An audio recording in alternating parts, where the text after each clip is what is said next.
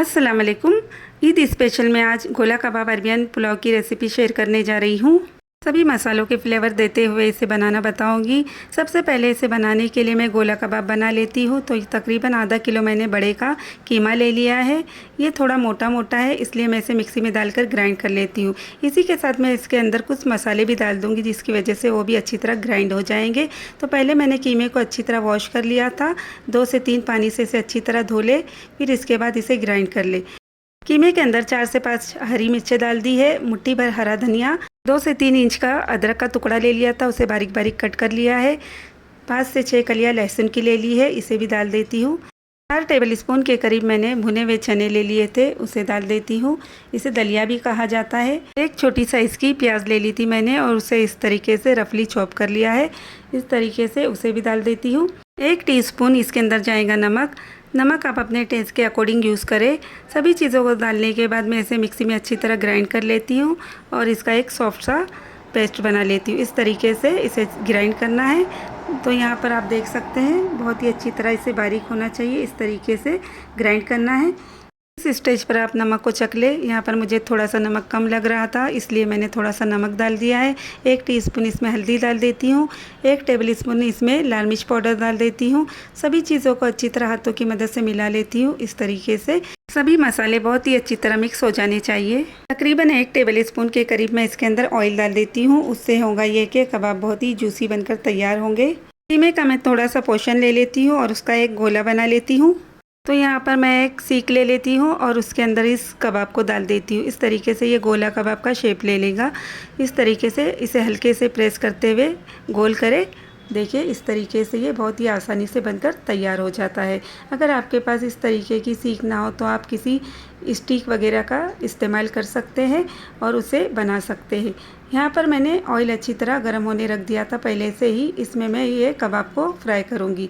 इसे shallow fry ही करना है, बहुत ज़्यादा ऑयल में इसे फ्राई नहीं करना, नहीं तो ये टूट जाएंगे। कुछ सेकंड तक बिल्कुल भी चम्मच नहीं चलाना है, जिसकी वजह से ये कबाब बहुत ही अच्छी तरह फ्राई होंगे। और देख सकते हैं आप ये बहुत ही अच्छी तरह बनकर तैयार हुए हैं और एक भी कबाब बिल्कुल भी टूटा नहीं, क्योंकि मैंने इसमें भुने हुए चने डाले थे, जिसकी वजह से इसकी बाइंडिंग बहुत ही अच्छी तरह हुई है। अगर आप इसमें बेसन डालेंगे तो ये कबाब बहुत ही सख्त बनकर तैयार होंगे, इसलिए बेसन का यूज़ ना करें। सभी साइड से बहुत ही अच्छी तरह ये कबाब फ्राई हो चुके हैं। इसे मैं निकाल लेती हूँ और देखिए कितना अच्छा इसका कलर आ चुका है और बहुत ही अच्छी तरह ये कुक हुए हैं। इस तरीके से बहुत ही आसानी के साथ आप गोला कबाब बना सकते हैं। अब मैं पुलाव की तैयारी कर लेती हूँ। तो एक बड़ा सा मैंने पतीला ले लिया है, इसे रख दिया है मैंने गैस के ऊपर। इसके अंदर मैं डाल देती हूँ ऑयल। जिन ऑयल में मैं कबाब फ्राई कर चुकी हूँ उसी का मैं ये ऑयल यूज़ कर रही हूँ। तो यहाँ पर तकरीबन ये आधा कप ऑयल है। ऑयल अच्छी तरह गर्म हो चुका है। इसके अंदर मैं डाल देती हूँ एक बड़ी कटी हुई प्याज। तो यहाँ पर मैंने इसे लंबा लंबा कट कर लिया था। प्याज को लगातार चम्मच चलाना है, इस तरीके से फ्राई करना है कि इसका हल्का सा कलर चेंज हो जाए। इस बात का बिल्कुल भी ध्यान रखना है कि इसमें प्याज को बहुत ज़्यादा गोल्डन ब्राउन नहीं करना, सिर्फ हल्का सा ही इसे कलर चेंज होने का वेट करना है। इसके अंदर मैं कुछ साबित मसालों का यूज़ कर रही हूँ। तो यहाँ पर मैंने 2 तेज पत्ते ले लिए, उसे डाल दिया है। 3 स्टार ले लिए थे, उसे भी डाल दिया है। 1 से 2 इंच का दालचीनी का टुकड़ा और इसके अंदर मैं डाल देती हूँ तकरीबन 6 हरी इलायची। 4 इसके अंदर मैं लौंग डाल देती हूँ। यहाँ पर मैं आधा किलो पुलाव के हिसाब से मसालों का यूज़ कर रही हूँ। अगर आपको क्वांटिटी कम करनी हो तो चीज़ों की क्वांटिटी कम कर लें, या बढ़ानी हो तो आप बढ़ा सकते हैं। कुछ सेकंड तक इन मसालों को मैं अच्छी तरह भून लेती हूँ और फिर इसके अंदर मैं डाल देती हूँ 1 टेबलस्पून के करीब हरी मिर्चों का पेस्ट। इसे भी मैं डालने के बाद मैं अच्छी तरह मिक्स करती जाऊंगी और भूनते जाऊंगी। सभी मसाले अच्छी तरह भून जाए, इस तरीके से 4 से 5 सेकंड तक इसे मिलाना है। अब इसके अंदर डाल देती हूँ तकरीबन 2 टेबलस्पून के करीब अदरक लहसुन का पेस्ट। इसे मैंने दरदरा ही कूट लिया था, बहुत ज़्यादा इसे बारीक नहीं करना है। इस तरीके से सभी मसालों को मैं मिक्स करती जाऊंगी। मसाले बहुत ही अच्छी तरह भून जाने चाहिए, इस तरीके से इसे स्लो फ्लेम पर ही भूनना है।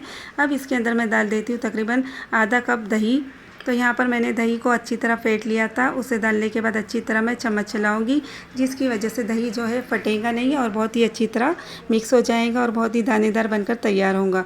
इस स्टेज पर गैस का फ्लेम फुल कर दे, जिसकी वजह से दही बहुत ही अच्छी तरह मिक्स हो जाएगा और बिल्कुल भी फटेगा नहीं। तो यहाँ देख सकते हैं दही कितनी अच्छी तरह मिक्स हो चुका है। क्योंकि मैं इसके अंदर बासमती राइस का यूज़ करने वाली हूँ, इसलिए आधा किलो राइस के हिसाब से ये 2.5 कप पानी का यूज़ किया है मैंने। इसके अंदर मैं डाल देती हूँ तकरीबन 1 टेबलस्पून गरम मसाला पाउडर, मुट्ठी भर इसके अंदर डाल देती हूँ फ्रेश धनिया। इसे मैंने बारीक बारीक कट कर लिया था। अब इसके अंदर मैं डाल देती हूँ तकरीबन 1 टेबल स्पून भरकर लाल मिर्च का पाउडर। अगर आपको ज़्यादा तीखा पसंद हो तो आप क्वांटिटी बढ़ा दें।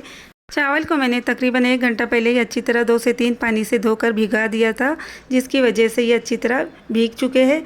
जब पानी में अच्छी तरह बॉईल आ जाए तभी चावल को इसके अंदर डालना है, नहीं तो चावल बहुत ज़्यादा नरम हो जाएंगे और वो अच्छे नहीं पकेंगे। तो इस तरीके से मैंने सभी चावल को इसके अंदर डाल दिया है। अब यहाँ पर मैं इसके अंदर डाल देती हूँ नमक। तो नमक आप अपने टेस्ट के अकॉर्डिंग यूज़ करें। अब मैं इसके अंदर डाल देती हूँ नींबू। तो तकरीबन आधा नींबू का रस मैं इसके अंदर डाल देती हूँ, जिसकी वजह से जो चावल है बहुत ही अच्छी तरह खिले खिले पकेंगे और बिल्कुल भी टूटेंगे नहीं। अगर आपके पास सूखे नींबू हो तो इसमें डाल दे, जिसकी वजह से चावल बहुत ही खिले खिले पकते हैं। तो यहाँ पर मैं इसे अच्छी तरह मिक्स कर लेती हूँ और इसे कवर करके रख देती हूँ। तकरीबन पानी ड्राई होने का वेट करना है और बीच बीच में चम्मच चलाते रहना है, जिसकी वजह से ये बहुत ही अच्छी तरह कुक होंगे। तो देख सकते हैं आप यहाँ पर पानी ड्राई हो चुका है, हल्का हल्का ही इसके अंदर पानी है। इस तरीके से जब थोड़ा सा पानी इसके अंदर हो तभी कबाब को इसके अंदर रख दे, जिसकी वजह से ये बहुत ही अच्छी तरह कुक होगा। तो यहाँ पर मैं इसे अच्छी तरह पहले मिक्स कर लेती हूँ और फिर सभी कबाब को इसके अंदर दूरी दूरी पर रख देती हूँ। थोड़े से फासले पर रखने की वजह से ये बहुत ही अच्छी तरह दिखाई देंगे। इस तरीके से इसे रखना है। अब मैं इसके अंदर डाल देती हूँ फूड कलर। तो आपको जो भी फूड कलर पसंद हो आप यूज़ कर सकते हैं। मैं यहाँ पर 2 से 3 फूड कलर का यूज़ कर रही हूँ। तो यहाँ पर इस स्टेज पर सभी कबाब को मैंने रख दिया है। अब इसके अंदर पहले मैं रेड फूड कलर यूज़ कर रही हूँ, फिर ग्रीन और फिर उसके बाद येलो। इस तरीके से फूड कलर को थोड़े से पानी में मिक्स कर ले और उसके बाद डाल दे, या आपके पास अगर लिक्विड फूड कलर हो तो उसका भी आप यूज़ कर सकते हैं। 8 से 10 मैंने हरी मिर्चें ले ली थी और उसे बीच में से कट लगा लिया है। इस तरीके से उसे भी मैं इसके अंदर डाल देती हूँ। अगर आपको स्पाइसी पसंद हो तो इसे डालें, नहीं तो स्किप कर दें। अब मैं पुलाव को कवर करके रख देती हूँ तकरीबन 5 मिनट फुल फ्लेम पर और 10 मिनट स्लो फ्लेम पर।